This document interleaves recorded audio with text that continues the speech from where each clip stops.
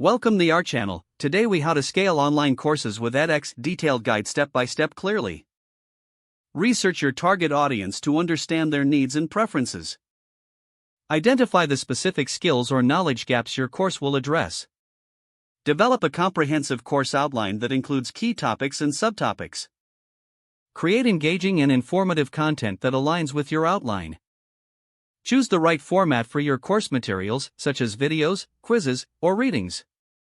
Sign up for an edX account and explore the platform's features and tools. Familiarize yourself with the edX course creation guidelines and best practices.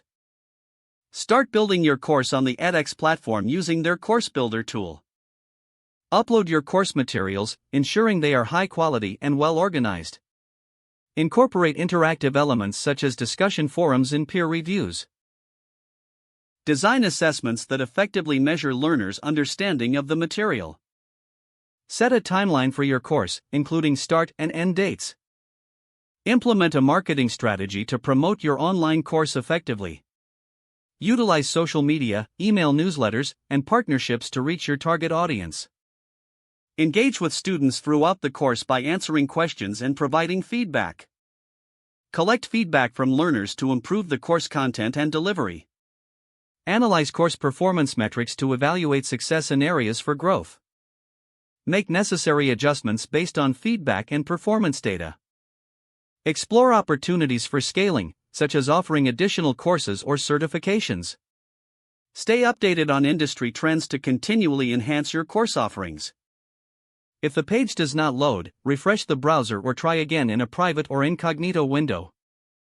Make sure you are using the correct email address, then retype it carefully to avoid small typos. If your password is not accepted, use the reset option and create a new strong password you can remember. Check your spam folder for verification or security emails, then complete any requested confirmation steps. Enable two-factor authentication if available to improve account security and reduce unauthorized access risk. After signing in, review your profile details so your contact information and settings are accurate and current. If you see an error message, note it down and try again after restarting your device and internet connection. Log out when you finish, especially on shared devices, to keep your account and payment information secure.